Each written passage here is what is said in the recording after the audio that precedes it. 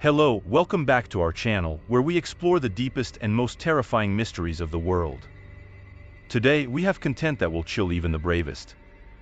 We'll dive into real and supernatural stories full of mysteries about the world of Freemasonry. These are accounts of sinister shadows, evil presences, secret rituals, and reports of spirits that live there, as well as paranormal encounters that defy all logical explanations. Get ready to hear stories that will stir your mind and your heart. From visions of spectral figures to frightening premonitions, these episodes will leave you questioning everything you think you know about life and death and the world of Freemasonry. Stories that will make you think about what exists on the other side. Watch and draw your own conclusions. Warning: these stories are real and reported by a Freemason and may affect the minds of sensitive people. They were sent in by viewers. If you have a story you would like to share, send it to us below. The Pact of Ethan Carter. Ethan Carter was an ambitious young man, freshly graduated from a prestigious business school, with dreams of rising to the top of the corporate world. He knew that to achieve this, he needed more than just skill and determination, he needed powerful connections. And it was at this point in his life that Freemasonry came into the picture. At a networking conference, Ethan caught the attention of an influential executive, Mr. Harrison, known for his success in one of the world's largest financial corporations. Harrison was also a high-ranking Freemason and saw in Ethan the potential for something beyond a mere corporate job. The invitation to join Freemasonry came during a private dinner, where Harrison explained that the order could offer Ethan not just connections but real power and global influence. However, there was a price. Freemasonry, Harrison explained, demanded absolute loyalty and often required difficult choices. You will have to decide between your personal success and your private life, Harrison warned. As some of our rituals may test your limits and your convictions. Intrigued and somewhat intimidated, Ethan accepted the invitation. His initiation was marked by rituals that seemed out of another era. In a dark chamber, lit only by torches, Ethan was led before an altar, where he swore allegiance to the fraternity.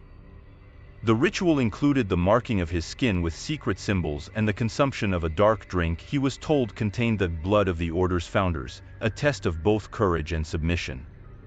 Almost immediately, Ethan's career took off. With Harrison's blessings, he was rapidly promoted, gaining access to projects and transactions that would normally take years to reach. Wealth accumulated, and Ethan found himself living a lifestyle he never imagined possible. However, the demands of Freemasonry began to weigh on him. Ethan was frequently called to participate in rituals that tested his morality, and he found himself increasingly isolated from his family and friends. His longtime girlfriend, Sophia, who had always been suspicious of the order, found herself marginalized in his life. Ethan faced the painful choice between his love for Sophia and his loyalty to Freemasonry. The tension reached its peak when Ethan was summoned to a particularly dark ritual. During this meeting, he was forced to demonstrate his fidelity in a way that threatened his own integrity. Horrified by what was being asked, Ethan made the difficult decision to step away from the order. As he tried to disassociate, Ethan discovered that the influence of Freemasonry was more pervasive and sinister than he could have imagined. His financial resources began to mysteriously disappear, and he found himself being professionally sabotaged in every conceivable way. Sophia disappeared without a trace, leaving only a note suggesting she knew too much. Fearing for his life and Sophia's, Ethan fled, assuming a new identity in a distant city. In his hideaway, he lives with the constant fear of being found, while trying to unravel what really happened to Sophia. Ethan Carter's story ends with him looking over his shoulder, a broken and paranoid figure, eternally tormented by the power and greed he once sought to serve. His story remains a mystery and a warning about the price of ambition when intertwined with powers that operate in the shadows, shaping the world in ways most people will never read. The Secret of Evelyn Crawford. Evelyn Crawford had always been a solitary soul, grown up in the shadows of the oaks lining the small town of Westfield, New England. From childhood, she found refuge in books, escaping the reality of a family life shattered by the tragic death of her younger sister in a car accident, an event that left her parents in perpetual mourning. Evelyn, in turn, channeled her grief into reading, dreaming of distant worlds and hidden secrets. As a young adult, she became the town's librarian, a job that seemed destined for her given her passion for ancient books and forgotten manuscripts. However, the tranquility of her life hid a simmering ambition. Evelyn always wanted more: wealth, recognition, the power she saw gleaming in the eyes of the successful visitors to the library who came from outside the town. It was this ambition that drew her to the mysterious book she found hidden in a neglected corner of the history section. The book, bound in dark leather and marked with symbols that seemed to dance under the library's dim light, spoke of a local Masonic lodge, a society that promised influence and riches beyond imagination to those who dared to delve into its mysteries. Evelyn's curiosity turned into obsession, and it wasn't long before she was noticed by the lodge members. They invited her to join them, seducing her with promises of a life filled with luxury and power. The initiation was a somber process, marked by nighttime rituals in hidden chambers beneath the town, where candles cast twisted shadows on the stone walls.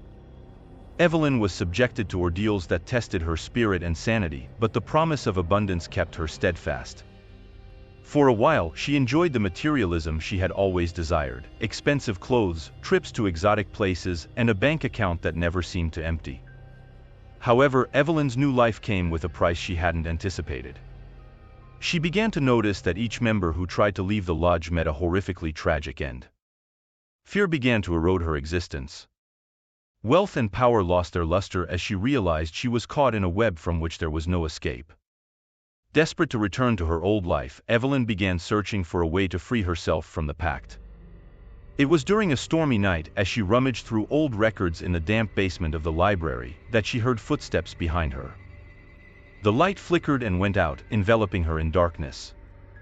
When the flickering light returned, the silhouette of a hooded figure was at her side, a tragic smile outlined under the hood. "Did you really think you could leave us, Evelyn?" the figure whispered, their voice a chill in the darkness. Before she could respond, everything went dark again. Evelyn was never seen after that night. The next morning, the only sign of her presence was a page from the Masonic book, lying on the basement floor, with the words, "The price of knowledge is eternal," written in elegant, yet threatening handwriting.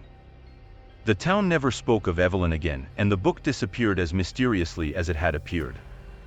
The Westfield Library remains to this day, a silent monument to the secrets it holds and the prices they demand.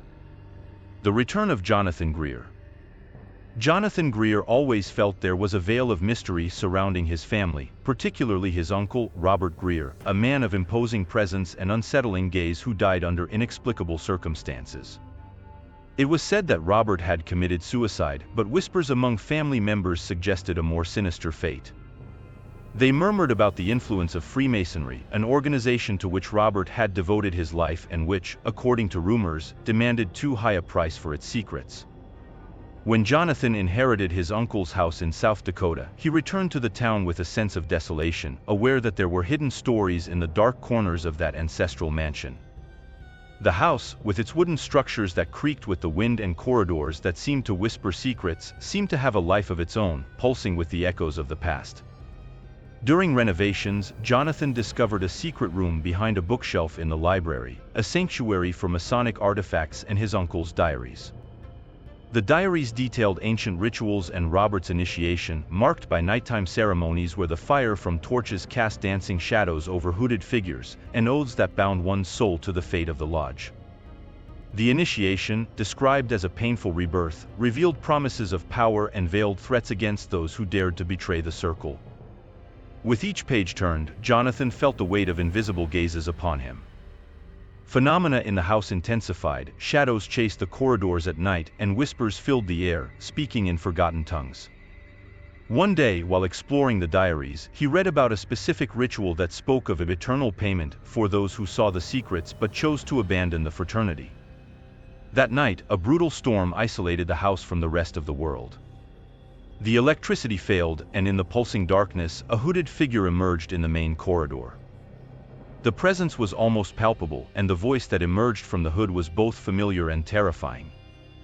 "Did you really think you could simply inherit and escape, Jonathan?" The figure approached slowly, each step accompanied by a soft ringing of bells. Jonathan ran to the office, locking the door behind him, but the sound of scratching began to echo in the walls.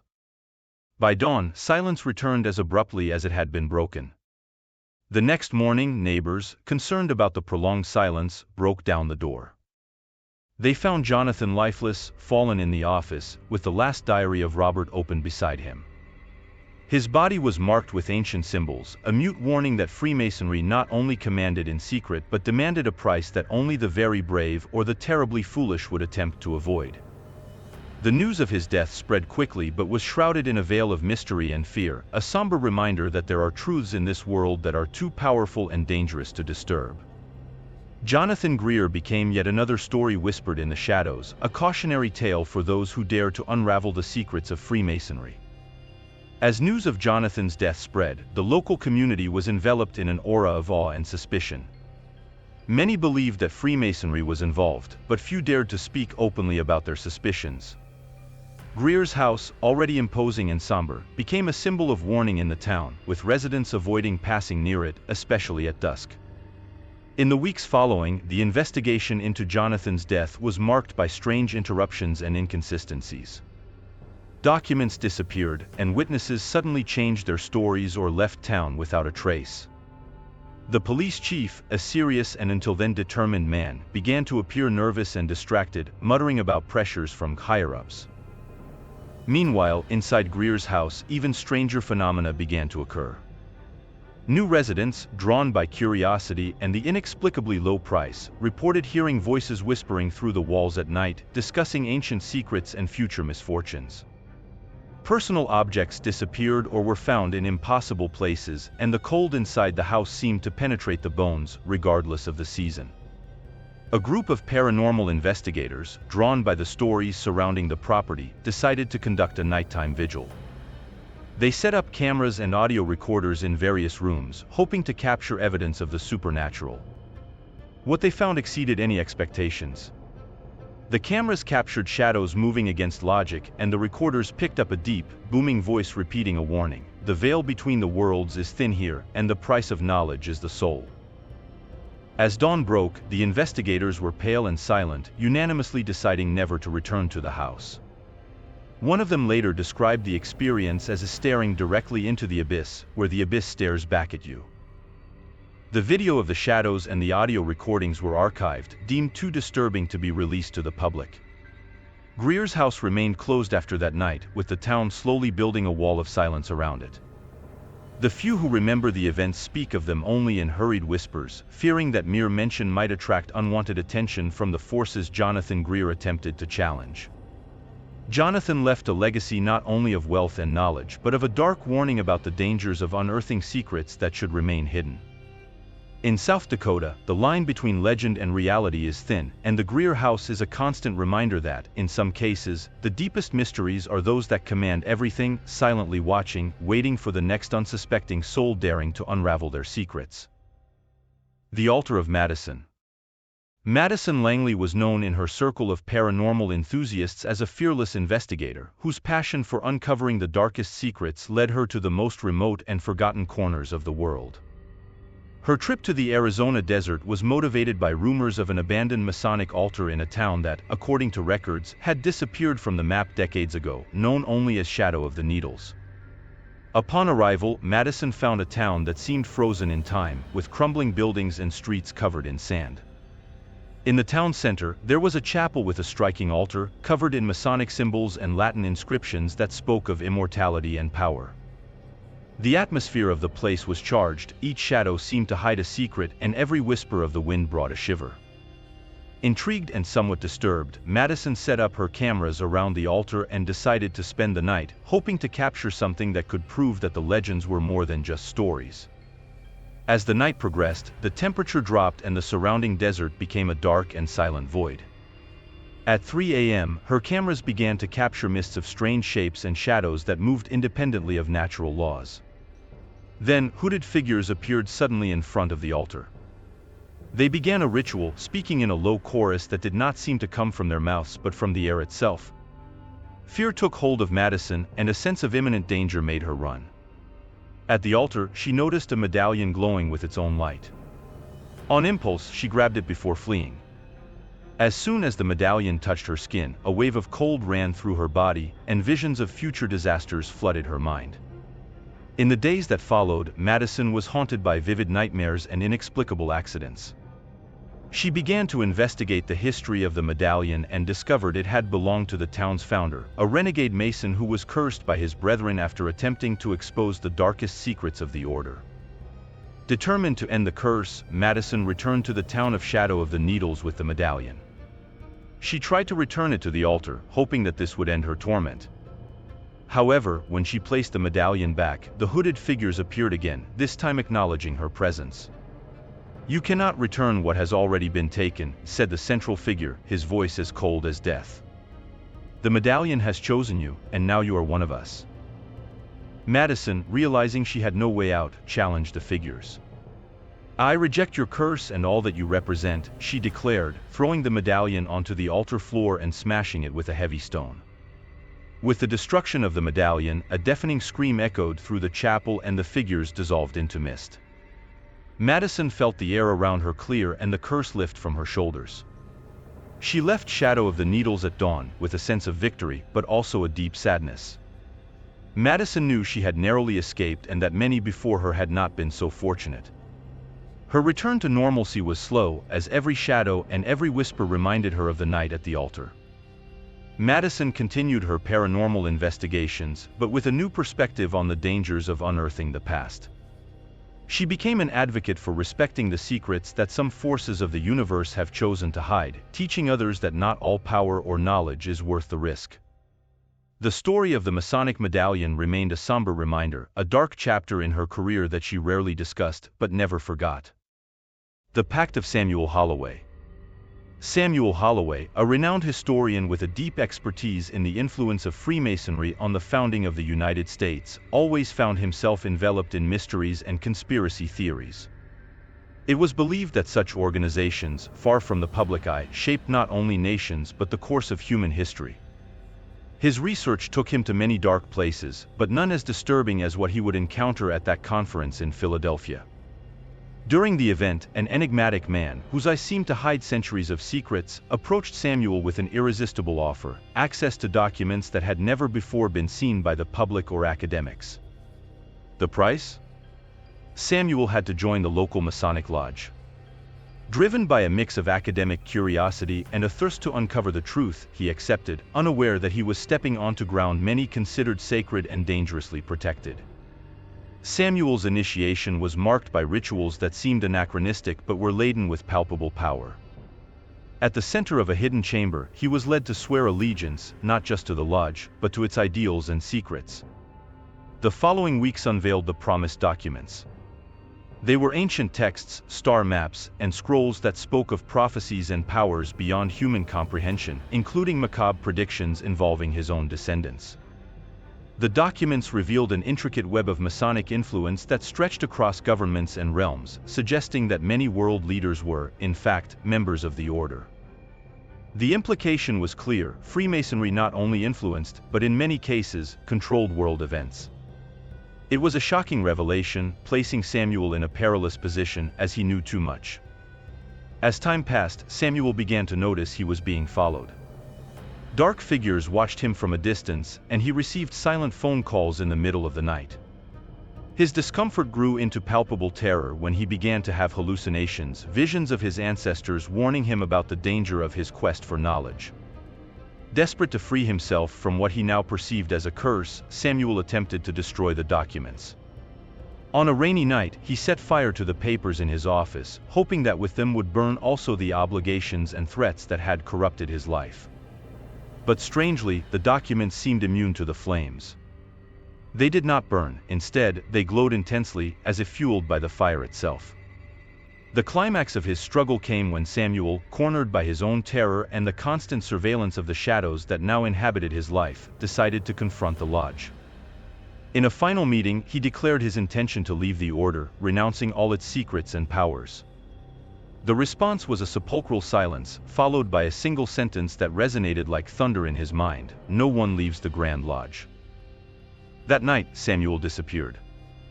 His office was found burned, but in a way that defied explanation. Despite the evident destruction, the Masonic documents remained intact, scattered over the charred table, as if protected by a supernatural force.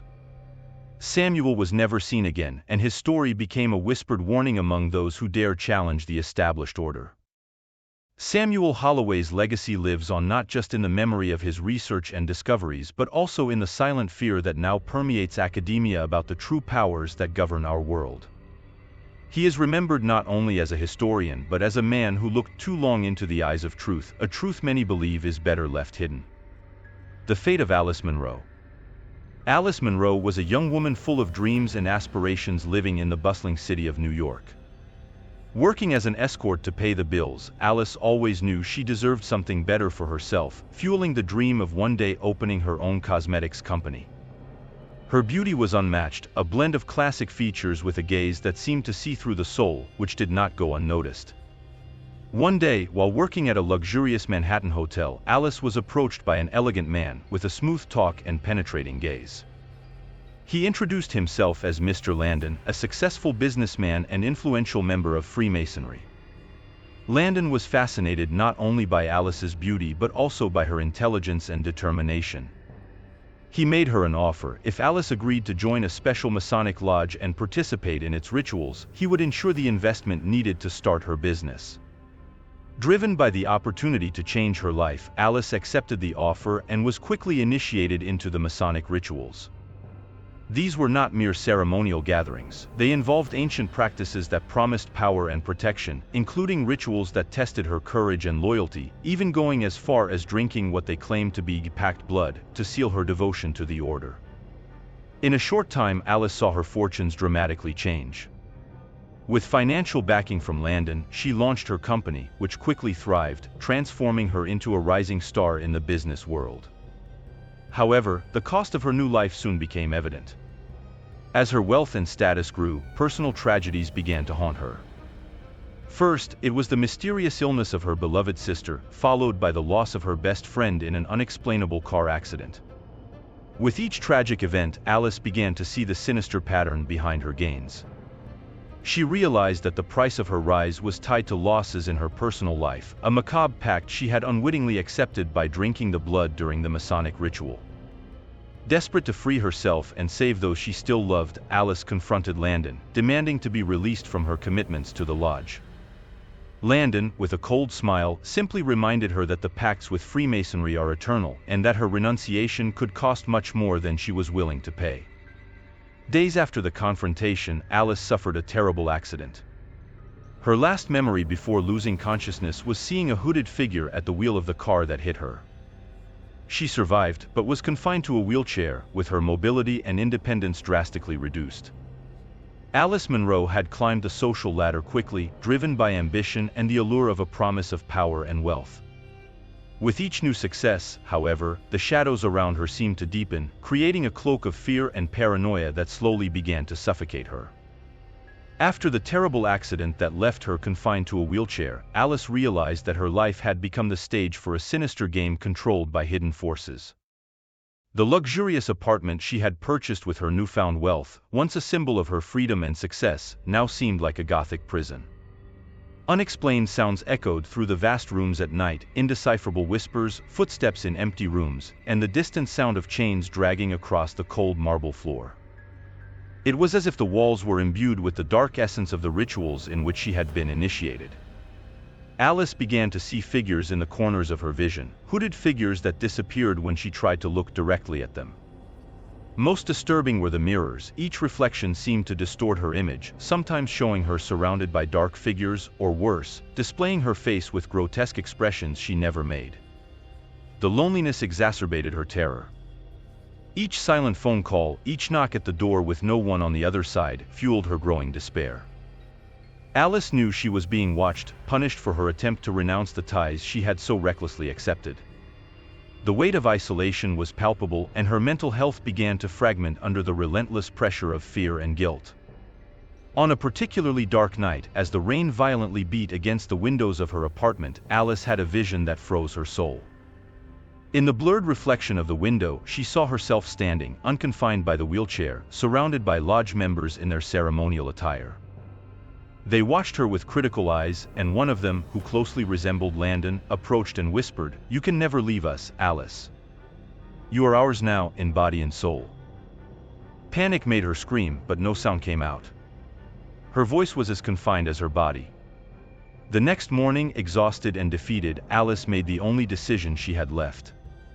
She would sell everything and move to a small town, hoping to hide from the clutches of her pursuers. But peace was a distant and elusive lover. Even in her new home, Alice's fear never fully dissipated. At night, she could hear the sound of a car stopping on the street, car doors closing softly. Sometimes, in the moonlight, she swore she saw figures watching her house from the shadows. Alice lived her days in a constant state of vigilance, every little noise or disturbance a possible threat. Her health deteriorated, her spirit broken by the promises of an order that demanded far more than she could have ever imagined. In the end, Alice Munro became just a shadow of herself, a warning to those who, through ambition, come too close to secrets that should remain hidden. She spent her days looking out the window, the world outside so close yet unreachably distant, reflecting on the terrible cost of her dreams of grandeur. The irony of her existence, a woman who once aspired to the heavens, now trapped in a labyrinth of her own choices and the machinations of a power that extended far beyond her understanding. The Pact of Tyler Mason. Tyler Mason was a talented young man from Southern California with a singular dream: to become a world soccer star. With exceptional skills and relentless dedication, Tyler soon caught the attention of scouts and coaches. But his path to success was about to take an unexpected and sinister turn. At the age of 19, during a soccer tournament in Los Angeles, Tyler was approached by an elegant man named Mr. Edwards. Edwards was an influential businessman and a high-ranking Freemason, known for his ties to the professional soccer world. He saw in Tyler not just a talented player, but a key piece for his expansive plans in the sport. During a luxurious dinner, Edwards introduced Tyler to the idea of joining Freemasonry, explaining that the organization had a significant presence behind the scenes of professional soccer. According to him, many clubs, coaches, and even referees were members of the order, and joining could ensure Tyler a prosperous and rising career. Intrigued and somewhat naive, Tyler accepted the invitation, seduced by the promise of success and wealth. His initiation, however, was more disturbing than he could have imagined. In a secluded mansion, Tyler was subjected to rituals that tested not just his physicality but his soul. One of the most shocking rituals involved an oath of loyalty under the threat of a sword, and the consumption of a drink that he was told contained the blood of champions, supposedly an elixir that would bring him strength and luck on the fields. Quickly, Tyler began to climb the ranks, moving from a local team to a renowned European club. His skills on the field were undeniable, but his rise was visibly accelerated by contacts and contracts orchestrated behind the scenes by Freemasonry. However, the price of his rise began to reveal itself. Tyler was often required to participate in Masonic events and rituals that consumed his time and energy, distancing him from his family and friends. His relationship with his longtime girlfriend and his parents began to deteriorate as his secret commitments intensified. At a crucial point in his career, Tyler faced a painful choice during a Masonic ritual: to sacrifice his relationship with his family to ascend to the next level of success and power within the order. Faced with such a grim decision, Tyler found himself tormented by fear and guilt, realizing that the world of soccer, so influenced and controlled by Freemasonry, was more corrupt and manipulative than he had ever imagined. Tyler chose his family, refusing to continue with the ritual. As a result, his career suffered an abrupt decline. Inexplicable injuries and controversial referee decisions began to undermine his performance on the field. He was sold to a lesser club, his promising career crumbling as quickly as it had risen. Eventually, Tyler left professional soccer, disillusioned and weary. He returned to California, where he began coaching young players, sharing with them not just the techniques of soccer but also the dangers of being seduced by promises of power and wealth at any cost. Tyler Mason's story ends with him looking out over a soccer field at sunset, contemplating the pure and simple game he loved before it was corrupted by the secrets and shadows of Freemasonry. In his heart remained the hope that, by sharing his story, he could protect other young talents from falling into the same traps that nearly destroyed his life and soul. If you enjoyed this video, don't forget to leave a like to support us. And more importantly, if you have any supernatural experience, don't keep it to yourself. Write your story in the comments below. Share your encounter with the unexplainable, feed the collective curiosity, and who knows, maybe together we can unravel these mysteries that linger like a mist between the world of the living and the dead.